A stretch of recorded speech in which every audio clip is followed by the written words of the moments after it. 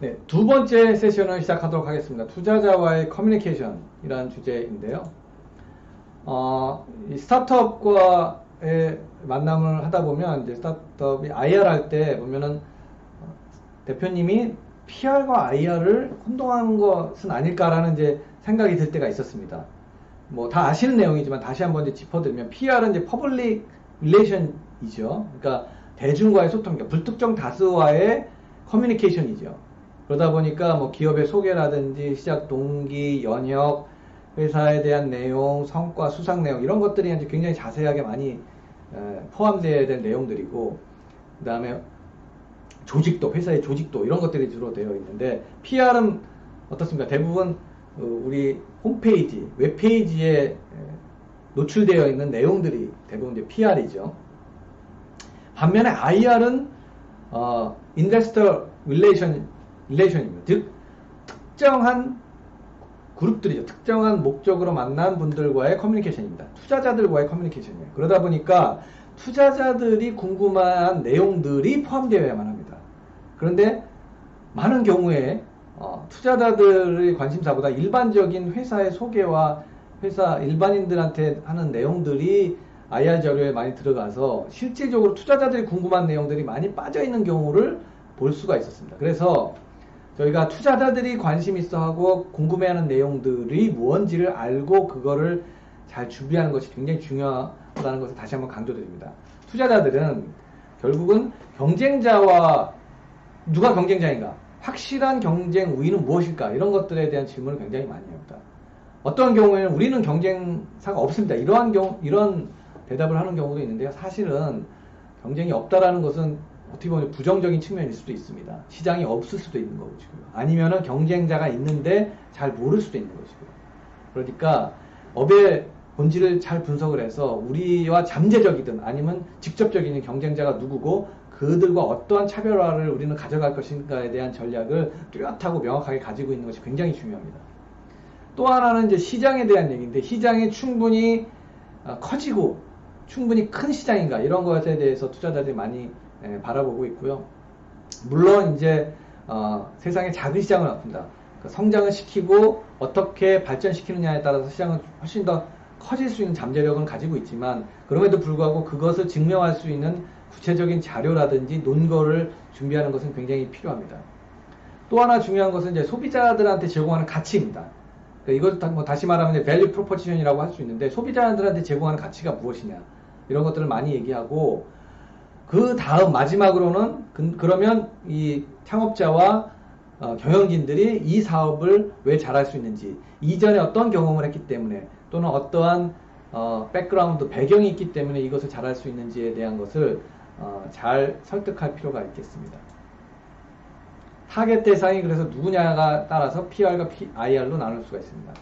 그래서 IR 발표를 할 때 저희는 이제 두 가지 정도의 다른 버전을 준비하면 어떨까, 이렇게 제안을 드려봅니다. 첫 번째는 프레젠테이션 덱, 발표용입니다. 발표용은 아무래도 텍스트를 적게 하고, 그 다음에 그 사이즈를 크게 하면서 주로 시각적으로 보여지면서, 그래서 요즘에는 뭐 동영상으로 만드는 소개하는 자료들을 굉장히 많이 하고 계시기 때문에 이런 것들이 되게 활용하면 좋을 것 같습니다. 시각적인 효과를 활용하면 좋을 것 같습니다. 사실상 IR 데모데이 때 보면은 뒤에서 보면은 이 아주 텍스트, 그 폰트가 작은 텍스트는 뒤에서 보이지도 않습니다. 그렇기 때문에 강한 임팩트를 주기 위해서는 시각적 효과를 많이 활용하면 좋을 것 같고요.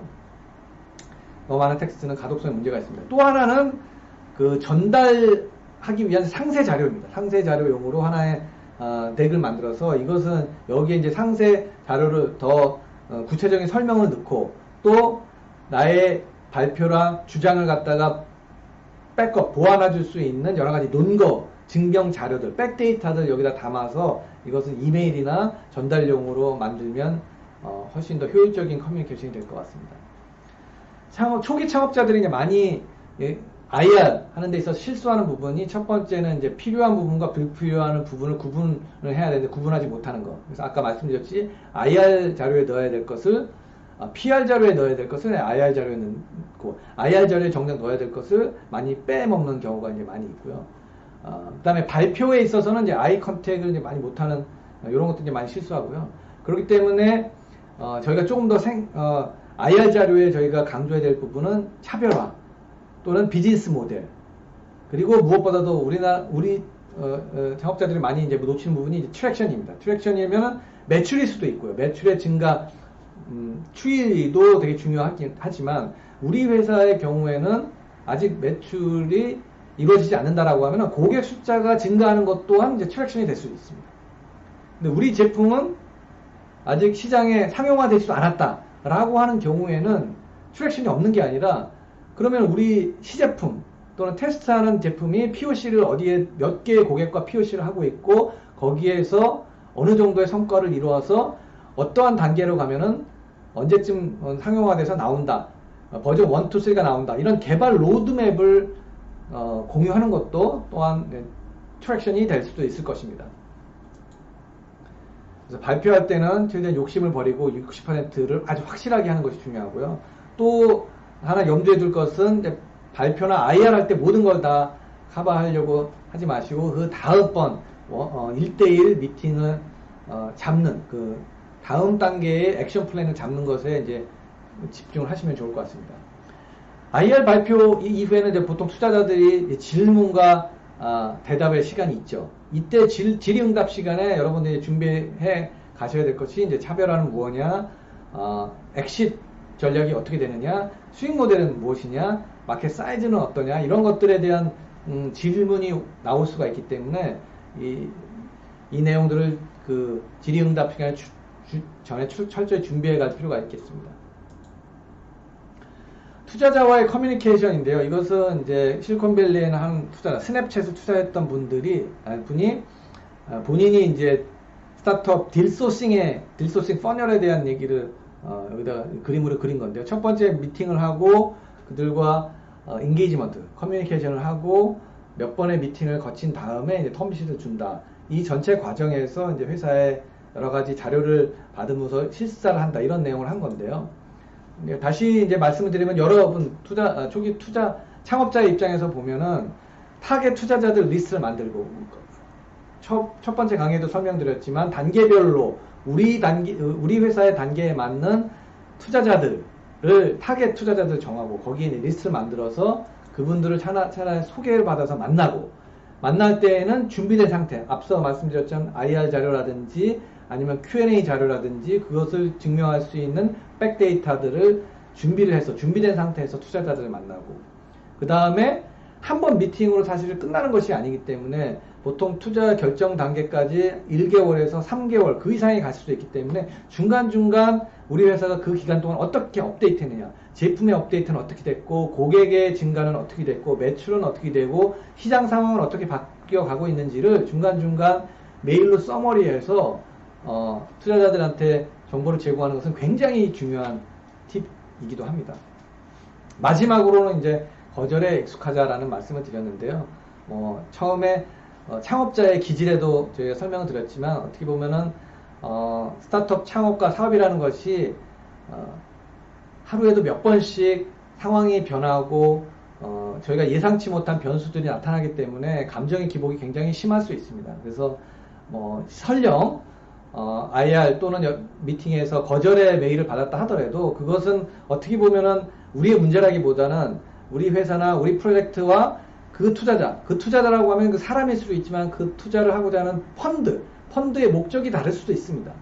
그리고 또 그 펀드가 어떻게 보면 펀드 조성 시기가 타이밍이 또 안 맞을 수도 있어요. 그렇기 때문에 어떤 우리 문제로 비결되기보다는 저희랑 맞는 우리 스타트업과 맞는 투자자를 다시 찾아 나가면 되기 때문에 거절을 그렇게 심각하게 받아들일 필요는 없다, 이런 말씀을 드리고 싶습니다.